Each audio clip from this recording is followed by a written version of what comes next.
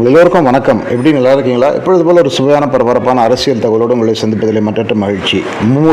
இந்த மும்மூர்த்திகள் தமிழகத்திலே ஒரு எதிர்க்கட்சி கூட்டணி அமைத்து திராவிட முன்னேற்ற கழகத்தை 2026 வீழ்த்தோட முடியுமா அப்படிங்கிறத பார்க்க போகிறோம். மும்மூர்த்திகள் யார் என்று எல்லோரும் அறிந்திருப்பீர்கள். அண்ணா திராவிட முன்னேற்ற கழக பொதுச் செயலாளர் திரு எடப்பாடி கே பழனிசாமி, தமிழக வெற்றி கட்சி தலைவர் திரு விஜய், அதே போல் பாரதிய ஜனதா கட்சியினுடைய தமிழக தலைவர் அண்ணாமலை, இந்த மூவரும் தான் இன்றைக்கு தமிழகத்தில் எதிர்க்கட்சியின் கதாநாயகர்களாக இருக்கிறார்கள் என்று சொன்னால் அது மிகையாகாது.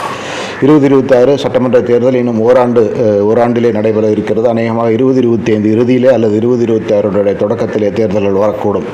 இன்றுள்ள சூழ்நிலையிலே திராவிட முன்னேற்ற கழகம், அதனுடைய கூட்டணி கட்சிகள், குறிப்பாக காங்கிரஸ் கட்சி, திராவிட முன்னேற்ற கழகம், கம்யூனிஸ்ட் கட்சிகள், வைகோவுடைய மறுமலர்ச்சி திராவிட முன்னேற்ற கழகம், இன்ன கட்சிகள் எல்லாம் சேர்ந்து கிட்டத்தட்ட 40% வாக்கு சதவீதத்தை எளிதிலே பெற முடியும் என்ற கணக்கு இருக்கிறது. அந்த கணக்கு அல்லது அந்த எண்ணிக்கைகளின் அடிப்படையிலே தான் திராவிட முன்னேற்ற கழகம் மீண்டும் ஆட்சி அமைக்க முடியும் என்ற ஒரு மகத்தான நம்பிக்கையில் இருப்பதாக பலரும் சொல்லுகிறார்கள். திராவிட முன்னேற்ற கழக தலைவர் முதலமைச்சர் மு.க. ஸ்டாலின், உதயநிதி ஸ்டாலின் மற்றும் முன்னணி அமைச்சர்கள் இவர்களுக்கு எல்லோரும் உள்ள நம்பிக்கையுமே கூட எப்படியும் மீண்டும் ஆட்சிக்கு வந்துவிட முடியும் என்பதிலே அவர்கள் உறுதியாக இருப்பதாகத்தான் தெரிகிறது. இதில் இன்னொரு மிக முக்கியமான அம்சம், செந்தில் பாலாஜி மேற்கு தமிழகம் மற்றும் மத்திய தமிழகத்திலே பெரிய அளவிலே தேர்தல் வித்தகர் என்று சொல்லக்கூடிய அளவிலே மக்களுடைய வாக்குகளை பெறுவதிலே என்னென்ன செய்ய வேண்டுமோ அதையெல்லாம் செய்து மக்களுடைய வாக்குகளை கவரக்கூடிய வகையிலே அவர் பெரிய அளவில் செயல்பட்டு கிட்டத்தட்ட 60-70 தொகுதிகளிலே திராவிட முன்னேற்ற கூட்டணி வெற்றி பெறுவதற்கு அவர் ஒருவரே கூட ஒற்றையாளாக இருந்து காரணமாக இருக்க வேண்டும் என்று சொல்கிறார்கள். இந்த பின்னணியிலே எப்படி எதிர்க்கட்சிகள் வருகின்ற தேர்தலை சமாளிக்கப் போகின்றன, எப்படி அண்ணா திராவிட முன்னேற்ற கழகம் தலைமையில் ஒரு கூட்டணி அமைத்து வருகின்ற சட்டமன்ற தேர்தலில் மீண்டும் திமுக ஆட்சியை வீழ்த்தி அதிமுக ஆட்சிக்கு வர முடியுமா என்ற கேள்வி எழுந்தால் அதற்கான ஒரே விடை ஒரு கிராண்ட் அலையன்ஸ், ஒரு மகத்தான எதிர்க்கட்சி கூட்டணி, அப்படிப்பட்ட ஒரு கூட்டணி உருவானால் ஒழிய திராவிட முன்னேற்ற கழகத்தை அவர் எளிதிலே வீழ்த்திவிட முடியாது அப்படிங்கிறது ஒரு கருத்தாக இருக்கிறது. இதில் மிக மிக முக்கியமான ஒன்று, அண்ணா திராவிட முன்னேற்ற கழகத்தை பொறுத்தவரை இந்த கூட்டணி கணக்குகள் எல்லாம் இல்லாமலே அவர்களுக்கு ஒரு பெரிய நம்பிக்கை இருக்கிறது. மக்கள் திராவிட முன்னேற்ற கழக ஆட்சியின் மீது மிகப்பெரிய ஒரு கோபத்தில் இருக்கிறார்கள். அந்த ஆன்டி இன்கம்பன்சி, ஆட்சிக்கு எதிரான கோபம், ஆட்சிக்கு எதிராக கண்ணுக்கு தெரியாமல் பெரிய அளவில் இருக்கக்கூடிய மக்களுடைய கோபம் உறுதியாக திமுகவை வீழ்த்தும் என்ற ஒரு நம்பிக்கை அதிமுக தரப்பிலே, குறிப்பாக எடப்பாடி பழனிசாமி மற்றும் பல அதிமுக 2ஆம் கட்ட தலைவர்களுக்கும் இருப்பதாக செய்திகள் வருகின்றன. அந்த அடிப்படையிலே கூட்டணியை பற்றி பெரிய அளவில் அண்ணா திராவிட முன்னேற்ற கழகம் கவலை கொள்ளவில்லை என்றும் சொல்லுபவர்கள் இருக்கிறார்கள். ஆனால் இதில் முக்கியமாக பார்க்க என்று இன்று இருக்கும் அதிமுக கட்டாயமாக பழைய அதிமுக கிடையாது. எடப்பாடி பழனிசாமியுடைய தலைமை மிக மிக வலிமையாக இருக்கிறது. கட்சியை ஒற்றையாளாக தலைமைக்கு கொண்டு வந்திருக்கிறார். கட்சியில் உள்ள குழப்பங்களை எல்லாம் சரி செய்து பொதுச் செயலாளராக கட்சியினுடைய பொதுக்குழுவால் அங்கீகரிக்கப்பட்ட ஒரு தலைவராக இருக்கிறார் என்பதில் எந்த சந்தேகமே கிடையாது. அந்த அளவில் இன்றளவுக்கு அதிமுக இருப்பது அவருக்கு மிகப்பெரிய ஒரு வெற்றி என்று சொன்னாலும் கூட தொடர்ந்து தேர்தல்களில் அதிமுக தோல்வியை தழுவி வருகிறது என்பதை எல்லோரும் சுட்டிக்காட்டுகிறார்கள். கடந்த சட்டமன்ற தேர்தலில் 66 தொகுதிகளை வென்று எதிர்க்கட்சியாக வந்தார்கள். ஆனால் அதற்கு பிறகு நடைபெற்ற பல இடைத்தேர்தல்களில் அதிமுக பங்கு கொள்ளவில்லை. பங்கு கொண்ட தேர்தலில் தோல்வி அடைந்தது. ஆக தோல்விகளை தொடர்ந்து தழுவிக்கொண்டிருக்கிற எடப்பாடி பழனிசாமி, அண்ணா திராவிட முன்னேற்ற கழகம் இரட்டை இலை சின்னம் இருந்துமே கூட வெற்றி பெற கடுமையாக போராட வேண்டிய ஒரு சூழ்நிலை இருக்கிறது என்பது பலருடைய கருத்தாக இருக்கிறது. பல நியூட்ரல் ஜேர்னலிஸ்ட், அதாவது எந்த கட்சியும் சாராத பத்திரிகையாளர்கள், அதே போல விஷயமர் இந்த அரசியல் நுணுக்கர்கள் இவர்கள் எல்லாம் சொல்லுவது இரட்டை இலை சின்னம் இருந்தாலுமே கூட பெரிய ஒரு சவால் அதிமுகவுக்கு 2026 வெற்றி பெறுவது என்று சொல்லுகிறார்கள். ஆக அதிமுக கூட்டணிகளுக்கு தலைமை ஏற்று மற்ற கூட்டணி கட்சிகளை அனுசரித்து போய் ஒரு கூட்டணி அமைக்க முடியுமா என்று கேள்வி எழுகிறது. அதில் அவர்களுக்கு இருக்கிற ஆப்ஷன் ஒன்று பாஜகவோடு மீண்டும் உறவு வைத்துக்கொண்டு அண்ணாமலை தலைமையில் தமிழக பாஜகவோடு கூட்டணி அமைப்பது, இன்னொன்று தமிழக வெற்றி கட்சி நடிகர் விஜயுடைய கட்சியோடு கூட்டணி அமைப்பது. இந்த இரண்டு கட்சிகளோடு கூட்டணி அமைப்பதில் உள்ள சிக்கல் என்னன்னு பார்த்தாக்கா, நடிகர் விஜயுடைய கட்சியை பொறுத்தவரை அவருமே அந்த மீடியா ஹைப், அவரை சுற்றி இருக்க ஊடகங்கள் அவரை பெரிய அளவிலே ஒரு மிகப்பெரிய ஒரு வாக்கு வங்கியாக அவர் மாறுவார், 20-25% வாக்குகள் அவருக்கு வரக்கூடும் அப்படிங்கிற ஒரு பிம்பத்தை கட்டமைத்திருக்கின்றன. அதனால் அவருமே நான் தான் அடுத்த முதல்வர் அல்லது நான் தான் அடுத்த துணை வேறொரு கூட்டணி கட்சி தலைவருக்கு இரண்டாம் கூட்டணியில் சேர வேண்டும் என்ற கேள்வி எழுகிறது. நடிகர் விஜய்க்கு அப்படி ஒரு கருத்து நிலவுவதாலே அவர் வந்து அதிமுக கூட்டணியிலே வந்து நம்பர் 2ஆக விஜயோடைய கட்சி வருவது கடினமாக இருக்கிறது. அதே போல பாஜகவை பொறுத்தவரை 2026 சட்டமன்ற தேர்தல் ஒரு பெரிய முக்கியமான ஒரு தேர்தல் கிடையாது என்பதுதான் யதார்த்தம். சட்டமன்ற தேர்தலில் பாஜக இங்கே பெரிய அளவில் வெற்றி பெறவில்லை என்றாலும் கூட தொடர்ந்து அண்ணாமலை இங்கே வந்து பாஜகவுடைய கட்சியை வளர்த்து 2026 விட்டுவிட்டால் கூட 2031 சட்டமன்ற தேர்தலில் பாஜக எதிர்க்கட்சியாக வந்தாலும் கூட ஒரு வலுவான எதிர்க்கட்சியாக வந்தாலுமே கூட அது அவர்களுக்கு சரியாக இருக்கும். அந்த கட்சியுடைய திட்டங்களுக்கு எந்த பாதிப்பும் இருக்காது என்ற ஒரு கண்ணோட்டத்தில் அவர்களுமே கூட அவருடைய கோரிக்கைகளை யார் கூட்டணி வைத்தாலும் பலமாக வைப்பார்கள். குறிப்பாக நாடாளுமன்ற தேர்தலின் போது எடப்பாடி பழனிசாமி தேசிய ஜனநாயக கூட்டணியுடைய கன்வீனராக பாரத பிரதமர் நரேந்திர மோடியால் அறிவிக்கப்பட்ட பிறகு எடப்பாடி பழனிசாமி அந்த கூட்டணி வேண்டாம் என்று வெளியே வந்ததிலே மத்திய பாஜகவிலே பலருக்கு பல கோபம் இருக்கிறது, பெரிய அளவிலே கோபம் இருக்கிறது என்று சொல்லுகிறார்கள். ஆக இப்பொழுது வந்து மீண்டும் கூட்டணி வேண்டும் என்று சொன்னால் உறுதியாக எடப்பாடி பழனிசாமி தான் பாஜக தரப்பில் போய் பேச வேண்டும்.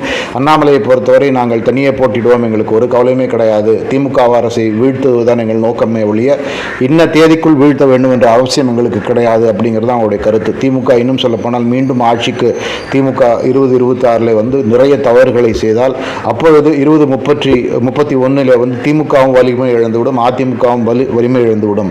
அப்பொழுது பாஜக வந்து இங்கே வந்து இரண்டாவது ஒரு மிகப்பெரிய ஒரு கட்சியாக எதிர்க்கட்சியாக சட்டமன்றத்தில் அமர்ந்து ஒரு 40-50 தொகுதிகளை பெற்று ஒரு நல்ல எதிர்க்கட்சியாக அமர்வதற்கான ஒரு பொன்னான வாய்ப்பு அந்த கட்சிக்கு இருக்கிறது. அதனால் 2026 பற்றி பாஜக கூட்டணியை பற்றி கவலைப்பட வேண்டிய அவசியம் பாஜக கிடையாது. அப்படி கூட்டணி வேண்டும் என்று சொன்னால் உறுதியாக இறங்கி வர வேண்டியது வந்து எடப்பாடி பழனிசாமி தரப்பு தானே ஒழிய பாஜக தேசிய அளவில் அமித்ஷா நரேந்திர மோடி போன்றாரோ அல்லது மாநில தலைமையாக இருக்கின்ற அண்ணாமலையோ வந்து எடப்பாடி பழனிசாமி தரப்புக்கு இறங்கி போய் எங்களுக்கு கூட்டணி வேண்டும், எங்களை கூட்டணியில் ஏற்றுக்கொள்ளுங்கள் என்று கேட்கக்கூடிய சூழ்நிலை இல்லை என்பதுதான் யதார்த்தமாக இருக்கிறது. ஆக இந்த மும்மூர்த்திகள், இந்த 3 தலைவருடைய ஈகோ, அவருடைய எண்ணம், அவருடைய எண்ண கட்டமைப்பு, அவருடைய கட்சியினர் அவர்களை உற்சாகப்படுத்தி வைத்திருப்பது, இதுதான் இன்றைக்கு வந்து கூட்டணிக்கு மிகப்பெரிய ஒரு தடையாக மாறும் என்பதில் எந்த சந்தேகமே கிடையாது. நடிகர் விஜயை பொறுத்தவரை தெளிவாக அவருடன் தேர்தல் தந்திரங்களை வகுக்கக்கூடிய பிரசாந்த் கிஷோர், அதே போல அந்த கட்சியினுடைய தேர்தல் ஆலோசகராக தேர்தலுடைய அதிகாரியாக பணியாற்றக்கூடிய ஆதவ் அர்ஜுனா, இவர்கள் எல்லோருமே வந்து நடிகர் விஜய் முதலமைச்சராக கூட வாய்ப்பு இருக்கிறது. அப்படி இருக்கும்பொழுது நாம் ஏன் வேறொரு கட்சியோடு வேறொரு கட்சியோடு சென்று கூட்டணிக்கு இறங்கி செல்ல வேண்டும்? கூட்டணி வருபவர்கள் வந்து தமிழக வெற்றி கட்சியை தலைமையாக ஏற்று விஜயை தலைவராக ஏற்று வந்தால் கூட்டணி பேச்சுவார்த்தை பேசுவோம் என்றுதான் அந்த கட்சியினுடைய இளைஞர்கள் பலருமே தொலைக்காட்சியிலே சொல்லி வருகிறார்கள். ஆக இந்த கணக்குகளின் அடிப்படையிலே பார்த்தால் ஒரு கிராண்ட் அலையன்ஸ், ஒரு பிரம்மாண்டமான எதிர்க்கட்சி கூட்டணி உருவாவது என்பது சற்று இயலாத காரியமாகத்தான் இருக்கிறது. அதற்கான காரணங்களை வந்து நம்ம சொல்லிவிட்டோம். 3 தலைவர்களுக்கும் வேறு விதமான இன்ட்ரெஸ்ட் இருக்கிறது. 3 தலைவருக்கும் வந்து கோல், அந்த நோக்கம் வந்து வேறு விதமாக இருக்கிறது. நடிகர் விஜயை பொறுத்தவரை அவர் வந்து தான் முதல்வராகக்கூடிய வாய்ப்பு தனக்கு இருக்கிறது, அந்த அளவுக்கு தனக்கு மக்கள் ஆதரவு இருக்கிறது, இளைஞர்கள் மற்றும் பெண்களுடைய ஆதரவு இருக்கிறது. அது மட்டும் இல்லாமல் நடிகர் விஜயே வந்து ஒரு கிறிஸ்தவர் என்பதாலே சிறுபான்மையினர் வாக்குகளை எளிதிலே பிரித்தெடுக்க முடியும். அதே போல வட தமிழ்நாட்டிலே பல இடங்களிலே வந்து விடுதலை சிறுத்தைகள் கட்சியினுடைய வாக்குகள் அந்த ஓட் பேங்க் வந்து பிளப்பதற்கான வாய்ப்பு வந்து நடிகர் விஜய்க்கு இருக்கிறது. நடிகர் விஜய்க்கு பெண்களிடையே, இளைஞர்களிடையே, அதே போல தலித் சமுதாயத்தினரிடையும் மைனாரிட்டி சமூகங்களிலும் பெரிய ஆதரவு இருப்பதாலே நடிகர் விஜய் தலைவராக எடப்பாடி பழனிசாமியோ இல்லை வேறு கட்சிகளோ ஏற்றாலே ஒழிய கூட்டணி பேச்சுவார்த்தைக்கு வாய்ப்பே இல்லை என்பதுதான் தமிழக வெற்றி கட்சியோட நிலையாக இருக்கிறது. இப்படி ஒரு சற்றும் ஒவ்வாத ஒரு நோக்கங்களோடு இருக்கும் இந்த 3 கட்சிகளும், 3லே வந்து அட்லீஸ்ட் 2 கட்சிகள் கூட்டணி அமைக்க வேண்டும். பாஜக தமிழக வெற்றி கட்சியோடு ஒரே கூட்டணியில் இருப்பது இயலாத காரியம். அதனால் ஒன்று அதிமுக தமிழக வெற்றி கட்சி கூட்டணி அமைய வேண்டும், இன்னொன்று அப்படி இல்லை என்றால் அதிமுக மற்றும் பாஜக கூட்டணி அமைய வேண்டும். ஆனால் இந்த 2 தரப்பு கூட்டணி அமைவதற்குமே 2 கட்சியுடைய தலைவர்களும், அதாவது ஒரு புறம் எடப்பாடி பழனிசாமி, மறுபுறம் அது வெற்றி கட்சியாக இருந்தால் விஜய், இல்லை என்றால் பாஜகவாக இருந்தால் அண்ணாமலை, இந்த மூவரில் இருவர் வந்து இறங்கி போய் நமக்கு வந்து வெற்றி எதிர்க்கட்சியாக ஒன்றிணைந்து செயல்பட்டு திமுகவை வீழ்த்துவது ஒன்றுதான் நம்முடைய நோக்கம் என்று அந்த ஷார்ட் டேர்ம் காம்ப்ரமைசஸை செய்து கொள்ள தயாராக இல்லாமல் இருந்தால் உறுதியாக வந்து திமுகவை அவ்வளவு எளிதில் வீழ்த்த முடியாது அப்படிங்கிற ஒரு யதார்த்தம் இருப்பதாக பலரும் சொல்லுகிறார்கள். இன்னும் சொல்லப்போனால் பல பொதுக்கூட்டங்களிலே, பல மேடைகளிலே, பல கட்சி கூட்டங்களில் வந்து எடப்பாடி பழனிசாமியை தன்னை ஒரு தொண்டன், நான் ஒரு தொண்டன், அதிமுக தொண்டர்கள் கட்சி என்று சொன்னாலுமே கூட எடப்பாடி பழனிசாமியை பொறுத்தவரை அவர் வந்து எப்படி எம்ஜிஆர் ஜெயலலிதாவுக்கு அடுத்தபடியாக தானும் ஒரு தன்னிகரற்ற ஒரு தலைவர், அதிமுகவுக்கு தான் வந்து ஒரு அன்டிஸ்பியூட்டட் லீடர், தனக்கு அண்ணா திராவிட முன்னேற்ற கழகத்திலே தனக்கு சமமாக யாருமே கிடையாது என்று கருதுகிறார் என்பதுதான் யதார்த்தமாக இருக்கிறது. சமீபத்தில் வந்து செங்கோட்டையனுக்கும் செங்கோட்டையன் மூத்த அதிமுக தலைவருக்கும் எடப்பாடி பழனிசாமிக்குமே கருத்து வேறுபாடுகள் வந்தன. அதனுடைய பின்னணியை பார்த்தோம் என்று சொன்னால், கட்சியினுடைய கோபிச்செட்டிப்பாளையம், சத்தியமங்கலம் மற்ற இன்ன பிற பகுதிகளில் உள்ள நியமனங்களிலே வந்து, அதாவது செங்கோட்டையினுடைய சொந்த மாவட்டத்திலே அதிமுகவில் செய்யப்பட்ட நியமனங்களிலே கூட எடப்பாடி பழனிசாமி வந்து செங்கோட்டையனை கலந்து ஆலோசிக்கவில்லை, செங்கோட்டையனுக்கு தகவல் கூட சொல்லப்படவில்லை, அவருக்கு தகவல் இல்லாமலேயே வந்து அங்கே வந்து கட்சி நிர்வாகிகள் நீக்கப்பட்டு புதிய நிர்வாகிகள் எடுக்கப்பட்டார்கள் என்ற ஒரு குற்றச்சாட்டு இருக்கிறது. அதே போல ஓ பன்னீர்செல்வம் அல்லது டிடிவி தினகரன் இவர்களோடு மீண்டும் உறவு வைத்துக் கொள்வதற்கான பேச்சுவார்த்தையை தொடங்குவதற்கு எடப்பாடி பழனிசாமி தயாராக இல்லை. ஏன்னா அவர் வந்து அன்டிஸ்பியூட்டட் ஏடிஎம்கே லீடர் என்று தன்னை கருதி கொள்ளுகிறார் என்ற ஒரு எண்ணம் இருக்கிறது. ஆக இதை நாம் எதற்காக சொல்கிறோம் என்றால், தான் ஒரு தொண்டன் என்று அவர் வெளியில் சொல்லிக்கொண்டாலும் எடப்பாடி பழனிசாமியை பொறுத்தவரை தான் வந்து கிட்டத்தட்ட அதிமுகவிலே ஜெயலலிதா மற்றும் எம்ஜிஆருக்கு நிகரான ஒரு தலைவராக மாறிவிட்டார் என்ற ஒரு மன ஓட்டம் அவருக்கு இருக்கிறது. அந்த மன ஓட்டம் இருப்பதாலே உறுதியாக இந்த கூட்டணி குறித்த பேச்சுவார்த்தைகள் வரும்பொழுது முற்றிலுமாக இறங்கி போய் அதிமுகவுக்கு வந்து ஷார்ட் டேர்ம் காம்ப்ரமைஸ் ஆனாலும் பரவாயில்லை, 2026 வந்து திமுகவை வீழ்த்தாவிட்டால் அதிமுக எதிர்காலம் மிகப்பெரிய ஒரு கேள்விக்குறியாகிவிடும். அந்த ஒரு பெரிய எடப்பாடி பழனிசாமியோ இல்லை அந்த கட்சியில் அவருக்கு நெருங்கியவர்களோ வந்து கூட்டணியிலே வந்து இந்த மாதிரி இறங்கி சென்று நடவடிக்கைகள் எடுப்பதற்கு தயாராக இல்லை என்பதுதான் கலையார்த்தமாக இருக்கிறார்கள். ஆரம்பத்தில் நாம் சொன்னது போல அந்த ஆன்டி இன்கம்பன்சி, பெரிய கண்ணுக்கு தெரியாத ஒரு பெரிய திமுக இருப்பது போல அதிமுக தோன்றுகிறது. அது ஒன்றே போதும், மீண்டும் எடப்பாடி பழனிசாமி முதல்வராக வருவதற்கான வாய்ப்பு இருக்கிறது. இப்போது இருக்கும் கூட்டணி தேசிய திராவிட முன்னேற்ற கழகம், பிரேமலதா விஜயகாந்த் மற்றும் சிறிய கட்சிகளோடு கூட்டணியை வைத்துக்கொண்டே ஆட்சியை மீண்டும் பிடித்து விட முடியும், திமுகவை தோற்கடித்து விட முடியும் என்று இபிஎஸ் நம்புவதாக பலரும் கருத்து சொல்லுகிறார்கள். ஆனால் உண்மையிலேயே வந்து திமுகவுடைய மிகப்பெரிய வலிமை ஒன்று, அது இன்றைக்கு சக்தி வாய்ந்த ஒரு ஆளும் கட்சியாக இருக்கிறது.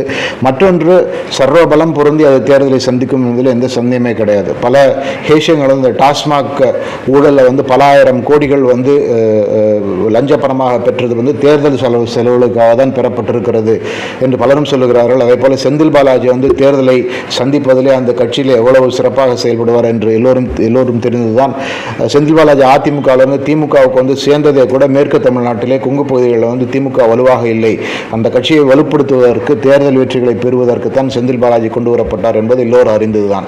இந்த சூழ்நிலையிலே சட்டமன்ற தேர்தல் 2026 சட்டமன்ற தேர்தல் திமுகவுக்கு எவ்வளவு முக்கியமானது, முதலமைச்சர் ஸ்டாலின் அவர்களுக்கு முக்கியமானது மட்டுமல்ல, உதயநிதி ஸ்டாலினுடைய அரசியல் எதிர்காலம், அவர் முதல்வராக வேண்டும் என்று சொன்னால் 2026 ஒன்றுதான் அதற்கான வாய்ப்பு என்று திமுக நன்றாக அறிந்திருக்கிறது. அதனால் DMK will go to any extent to win the elections என்பதை அறியாதவர்கள் யாருமே கிடையாது. இதற்கு வந்து என்ன செய்ய வேண்டுமோ அதை செய்யக்கூடிய ஒரு வல்லமை வந்து திமுகவுக்கு இருக்கிறது. அது அந்த வல்லமை கொடுக்கக்கூடிய அந்த ஆற்றல் வந்து செந்தில் பாலாஜிக்கு இருக்கிறதுங்க தான் கலையதார்த்தம். இன்றைக்கு அரசியலில் வந்து தேர்தல் வெற்றி தோல்விகளை பற்றி பேசும் பலர்கள், திமுக தோற்று சொல்லும் பலருமே கூட இந்த கணக்குகளை மனதில் வைத்துக் கொண்டதாக தெரியவில்லை. இந்த பின்னணியிலே வந்து ஒரு கூட்டணி அமைவது மிக மிக சிக்கலாக இருக்கும் சூழ்நிலையிலே திமுக வெற்றி எளிதாகத்தான் தோன்றுகிறது என்பதுதான் பலரும் கருத்து. அப்படி இந்த ஒரு மெகா கூட்டணி அமைய வேண்டும், மெகா எதிர்க்கட்சி கூட்டணி அமைய வேண்டும் என்று சொன்னால் உறுதியாக இந்த 3 தலைவர்களிலே இருவர் வந்து இறங்கி சென்று ஒரு நாட்டு நலன் என்ற ஒரு நோக்கத்திலே ஒரு கிராண்ட் ஆப்போசிஷன் அலையன்ஸை உருவாக்க வேண்டும். அதற்கான பணிகளை செய்ய வேண்டும். தேர்தலுக்கு ஒரு ஆண்டுக்கு முன்பே வந்து தொகுதி பங்கீடு, யாருக்கு எந்த தொகுதி, அதை போல எந்த கட்சிக்கு வந்து எந்த பகுதிகளிலே வலு இருக்கிறதோ அங்கே வந்து அதிக தொகுதிகள், அந்த மாதிரி அடிப்படையில் பேச்சுவார்த்தைகள் நடத்தி பணிகளை தொடங்கினாலுடைய திமுக மீண்டும் ஆட்சிக்கு வருவது என்பது கிட்டத்தட்ட உறுதி என்பதுதான் பலருடைய கருத்தாக இருக்கிறது. அதே போல மற்ற பிற கட்சிகள், தேசிய திராவிட முன்னேற்ற கழகம், பாட்டாளி மக்கள் கட்சி, கம்யூனிஸ்ட் கட்சிகள், விடுதலை சிறுத்தைகள் கட்சி, இந்த கட்சிகளெல்லாம் திமுகவிலிருந்து விலகி எப்படியாவது அதிமுக கூட்டணிக்கு கொண்டு வர வேண்டும் என்ற ஒரு முயற்சியும் எடுக்கப்பட வேண்டும் என்று பலர் சொல்கிறார்கள். ஆனால் இன்றிருக்கும் சூழ்நிலையிலே நாம் சொன்ன இந்த விஷயங்களின் அடிப்படையிலே ஒரு கிராண்ட் அலையன்ஸ், ஒரு பிரம்மாண்டமான எதிர்க்கட்சி கூட்டணி உருவாவதிலே வந்து ப்ராக்டிக்கல் டிஃபிகல்ட்டிஸ் நிறைய இருக்கிறது என்பதுதான் பலருடைய கருத்தாக இருக்கிறது. அதற்கு காரணம் ஒரு தலைவர் என்று சொல்ல முடியாது, 3 தலைவர்களுமே, அதாவது ஒரு புறம் நடிகர் விஜய், ஒரு புறம் அண்ணாமலை, ஒரு புறம் எடப்பாடி பழனிசாமி, இந்த மூவருமே வந்து தங்களுடைய பர்சனல் கெயின்ஸ், தங்களுடைய நோக்கங்களை மனதில் வைத்துக்கொண்டு, தங்களுடைய அரசியல் பயணங்களை மனதில் வைத்துக்கொண்டு தான் செயல்படுகிறார்கள். அதனால் இந்த எதிர்க்கட்சி கூட்டணி உருவாவது மிக மிக சிக்கல் என்றே தெரிகிறது. அதை மீறி உருவானால் அப்பொழுது திராவிட முன்னேற்ற கழகத்திற்கு ஒரு பெரிய சவாலாக இருக்கும் என்பதில் எந்த சந்தேகமே கிடையாது. பொறுத்திருந்து பார்ப்போம் என்ன நடக்கிறது என்று. இந்த தகவலை உங்களோடு பகிர்ந்து கொண்டது மிக்க நன்றி. இதை பற்றி நீங்கள் என்ன நினைக்கிறீர்கள் என்று நீங்கள் பதிவிடுங்கள். மிக்க நன்றி. நான் வேறொரு தகவலோடு உங்களை சந்திக்கிறேன்.